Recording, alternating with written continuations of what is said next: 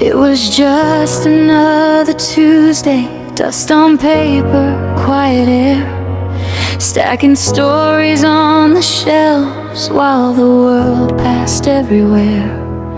Then the doorbell softly rang and the room forgot to breathe. A girl walked in like midnight with a storm behind her sleeves. She said she needed fiction, but she looked lost in my eyes. Bought 3 books she didn't want and left me wondering why. Everyone said her name in whispers, like trouble wrapped in gold. But when she looked at me that day, she didn't look so cold. And she kept coming back to a bookstore she didn't need, standing close to close. Hi there, I'm Wlw Hayes, and oh my gosh, I'm still blushing just thinking about this. Welcome to the very first episode of my story, the real, heart-pounding, can't-breathe-sometimes story of how I met the hottest Mafia Heiress in the city and how I started craving her fingers on my skin, her eyes locked on mine like I was the only thing that mattered in her whole dangerous world. Yeah, that happened, and it's only the beginning. If your pulse picks up even a little while listening, stick around for the rest. Hit subscribe so you never miss an episode. Turn on notifications for that excited little buzz when the next part drops, and drop a comment. Tell me if you've ever felt that spark with someone you never expected, or what you think happens next. I was having the most normal Tuesday ever at Page and Spine. The little bell above the door jingled softly every time someone came in, and the smell of old paper and fresh coffee from Stella's corner counter filled the air. Sunlight came through the big front windows in warm golden patches on the wooden floor. I liked Tuesdays because they were quiet. Not many people. Just me, a few regulars, and the soft sound of pages turning. I stood behind the register, fixing a stack of bookmarks that had fallen over. My hair was tied back in a messy bun, and I wore my favorite soft gray sweater that felt like a hug. I was thinking about what I would read tonight. Maybe that new mystery with the rainy city setting, when the bell rang again. Everything changed. The door opened, and a tall woman stepped inside. The whole store seemed to hold its breath. The 2 other staff members, Quiet Mike in the back and Sarah stacking shelves, stopped moving. Even the low jazz music from the speakers felt quieter. I looked up, and my heart did a strange little jump. She was beautiful in a way that hurt to look at. Sharp cheekbones, dark hair pulled back tight, eyes so black they looked like night. She wore a black leather jacket that hugged her shoulders perfectly, dark jeans, and boots that clicked on the floor like they meant business. A silver chain hung around her neck, catching the light. She moved like she owned every inch of space she walked through. I didn't know who she was. I never watched the news about rich people or crime families or whatever the city whispered about. To me, she was just wow. A little scary, a little magnetic. I felt my cheeks get warm for no reason. She walked straight to the fiction section and stopped in front of the mystery shelves. Her head tilted like she was searching for something specific, but her eyes moved too fast, like she wasn't really reading the titles. She looked lost, not in a weak way, more like someone who was used to knowing exactly where she belonged, and this cozy bookstore was not it. I wiped my hands on my jeans and walked over. My sneakers made almost no sound. "Hi," I said softly. "Can I help you find something?" She turned her head slowly, those dark eyes locked on mine. For 1 second, I forgot how to breathe. Her gaze felt heavy, like she was trying to figure me out in 3 heartbeats. "I'm looking for," she paused. Her voice was low and smooth, with a tiny edge, like she wasn't used to asking for help. "Something good, not too happy, not too sad, just real." I smiled a little. Real is my favorite kind. She raised one perfect eyebrow, like she didn't believe me. I turned to the shelf and ran my finger along the spines. My heart was beating faster than it should. I could smell her perfume, something expensive, dark, like smoke and spice and rain on leather. It made my head feel light. "How about this one?" I pulled out a slim book with a gray cover. It's about a woman who leaves everything behind and starts over in a small town. There's danger, but also quiet moments. It feels honest. She took the book from my hand. Our fingers brushed, just for a second. Her skin was warm. My stomach flipped like I was on a swing that went too high. She looked at the cover, then back at me. You read it? Yes. Twice. Something flickered in her eyes. Surprise, maybe. Or interest. She didn't smile, but her mouth softened just a tiny bit. I'll take it, she said. I nodded and started to walk back to the register. She followed me, close enough that I felt the heat from her body. When we reached the counter, she set the book down and looked around like she suddenly noticed the other books. Wait, she said. Show me more. I blinked. More! Ones like that. Real ones. My cheeks burned hotter. I led her around the store, pointing out my favorites. She listened.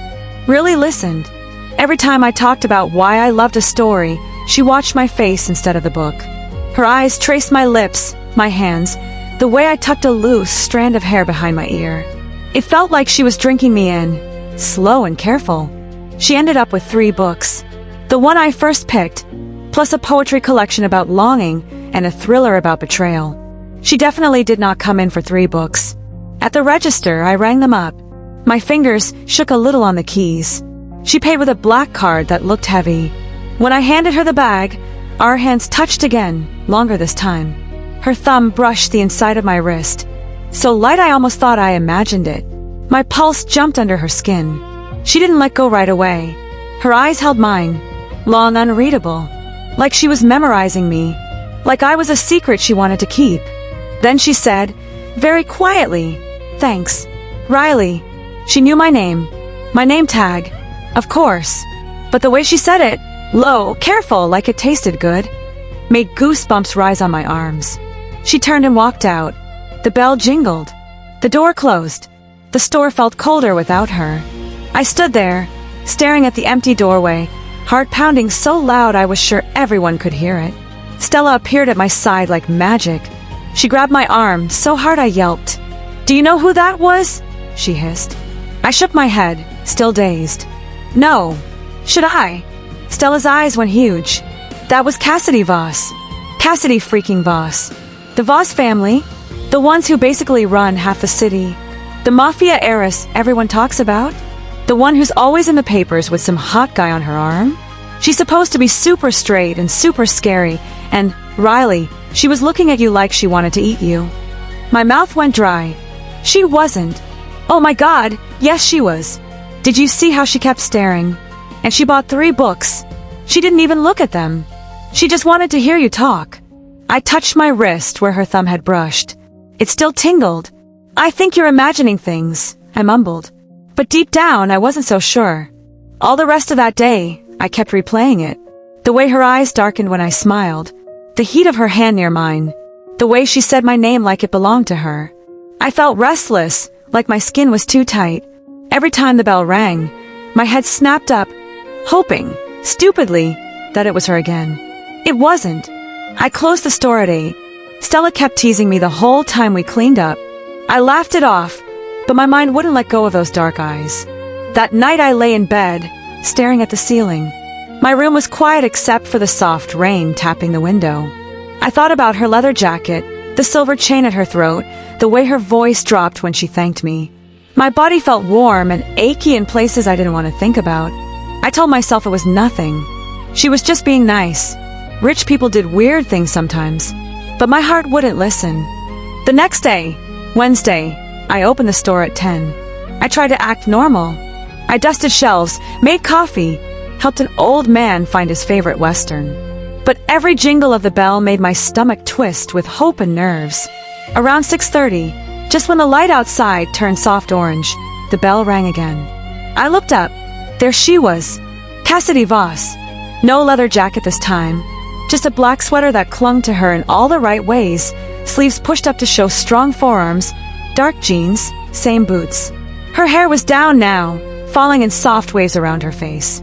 She looked less dangerous, more human, but still so beautiful it hurt. She walked straight to the counter. My heart slammed against my ribs. Hi, she said. Her voice was softer than yesterday.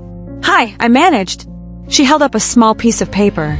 The receipt from yesterday. I think I forgot this, she said. I stared at it, then at her. "You came back for a receipt." She shrugged one shoulder. A tiny smile tugged at the corner of her mouth, the first real one I'd seen. "Maybe." My mouth went dry again. Heat climbed up my neck. She leaned one elbow on the counter, closer now. I could smell that same smoky perfume. It made my head spin. "I was thinking about that poetry book," she said.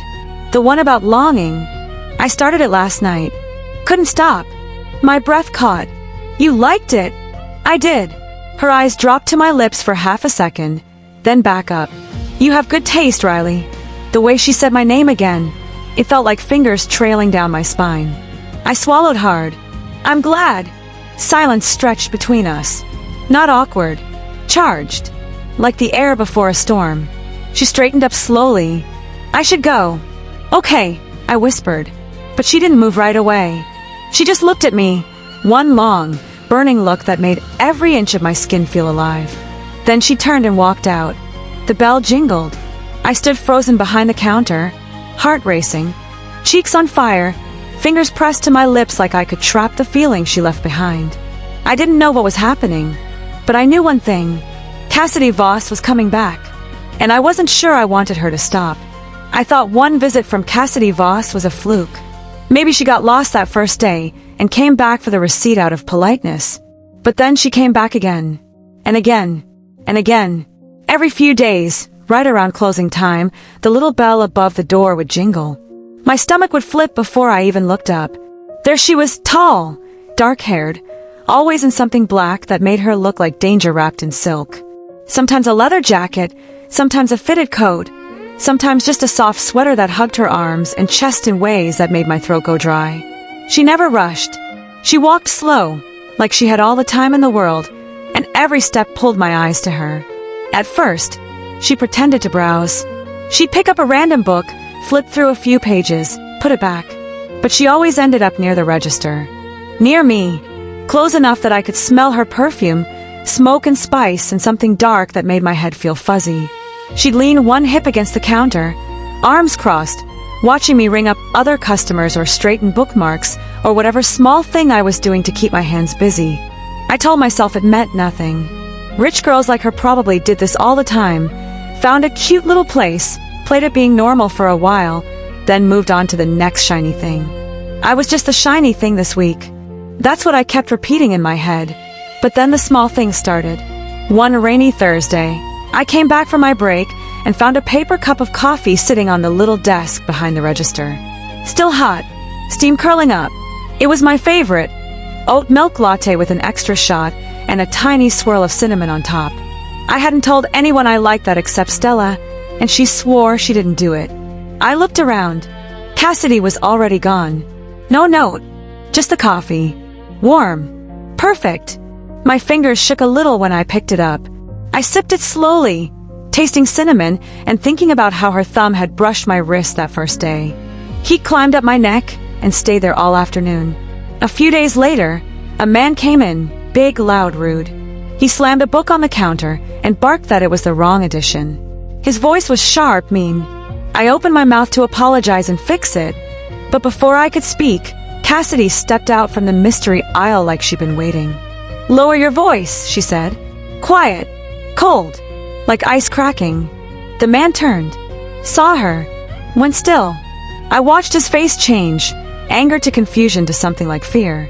He mumbled an apology, grabbed the right book, paid fast, and left without looking back. Cassidy didn't say anything to me after. She just looked at me once, long, steady, then went back to browsing like nothing happened. But my heart pounded so hard I could feel it in my fingertips. She protected me, without thinking, like it was automatic. Then came the umbrella. It was a Tuesday. I'd forgotten to check the weather. The sky looked gray all morning, but I didn't bring anything. At 6:45, just as I was thinking about locking up, the bell jingled. Cassidy walked in holding a sleek black umbrella. Rain dripped from the edges. Her hair was damp, a few strands sticking to her cheek. She looked softer in the rain, less untouchable. She came straight to me. "You said you like rainy days," she said. Her voice was low, almost shy. I blinked. "I did. Last week, when we talked about that book with the storm scenes." I remembered. I'd said rainy days made everything feel quieter, safer. I hadn't thought she was listening that hard. She held out the umbrella. Take it. It's pouring. I stared at her hand. Long fingers. Strong. A tiny silver ring on her thumb. I took the umbrella. Our fingers touched, slow, deliberate. She didn't pull away fast. Neither did I. 4-3 heartbeats. We just stood there, hands overlapping, rain drumming on the windows. My skin felt electric where she touched me. Thanks, I whispered. She nodded once. Then she left. I watched her walk out into the rain without an umbrella of her own. Water slid down her leather jacket. She didn't seem to care. That night I sat on my couch with the umbrella beside me. I kept touching the handle where her fingers had been. My body felt restless, warm in places that made me blush when I thought too hard about it. I told myself again, she's straight. Everyone knows it. There are pictures online, her with tall, handsome men at fancy parties. She's just friendly, curious, nothing more. But my heart didn't believe me anymore. Stella was losing her mind. Every time Cassidy left, Stella would grab me and whisper shout things like, she's flirting. She's so flirting. Did you see how she looked at your mouth when you talked about poetry? I laughed it off. I had to. If I let myself hope, I'd fall too hard. I've been burned before. Girls who smiled too much, touched too long, then laughed and said just friends. I wasn't doing that again. I told Margot one night over the phone. She listened for about 10 seconds, then screamed into a pillow for a full 30 seconds. I could hear the muffled shrieks through the speaker. When she came back, she was breathless. Riley, baby sister, Mafia Heiress, bringing you coffee, protecting you from jerks, buying books she doesn't read, giving you umbrellas. She's not straight, or if she is, she's bending real hard for you. I laughed, but it hurt my chest. Margot, stop. She's Cassidy Voss. She dates men. It's public. Public can be fake, Margot said. Trust me. I do PR. Half the couples in those photos are contracts. I didn't want to hear it. I hung up and stared at my ceiling until my eyes burned. Then came the quiet evening that changed everything. It was a slow Wednesday. Rain had stopped, but the air still smelled wet and clean. The store was empty except for me and Cassidy. She'd been there for almost an hour, pretending to read in the corner armchair. Every time I glanced over, she was watching me instead of the page. Near closing, she walked up to the register. Her boots clicked softly. She set a book down, my favorite, a small novel about two women finding each other in a world that didn't want them to. This one, she said. You talked about it once. Said it was your favorite. My heart tripped. It is. Read me a part. I stared at her. Here. She nodded. Please. I swallowed. My hands felt shaky as I opened to the page I knew by heart. I started reading aloud. My voice came out soft, a little wobbly at first. The words were about longing, quiet touches, stolen glances, hearts beating too fast in the dark. I read maybe 2 paragraphs. When I looked up, she wasn't looking at the book. She was looking at me. Her eyes were dark, heavy. They traced my face, my eyes, my cheeks, my mouth, like she was starving and I was food. My breath caught. Heat pooled low in my belly. I couldn't look away. I stopped reading. You really love this, she said quietly. I tried to smile. Reading. She shook her head once. Slow. No. The word hung between us. Heavy. Hot. My skin prickled everywhere. I felt naked under her stare, even though I had all my clothes on. My lips parted. I wanted to say something. Anything. But my throat was too tight.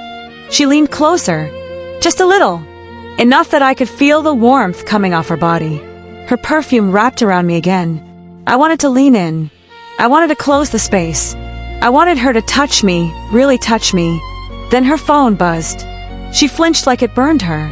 She pulled it out, looked at the screen. Her whole face changed. The softness disappeared. Her jaw tightened. Her eyes went cold, sharp. I have to go, she said. Voice flat. Okay, I whispered. She didn't move right away. She looked at me one more time. Long, almost painful. Like she didn't want to leave. Like leaving hurt. Then she turned and walked out fast. The bell jingled hard. The door slammed shut behind her. I stood there, book still open in my hands, heart hammering. My skin still tingled where her eyes had been.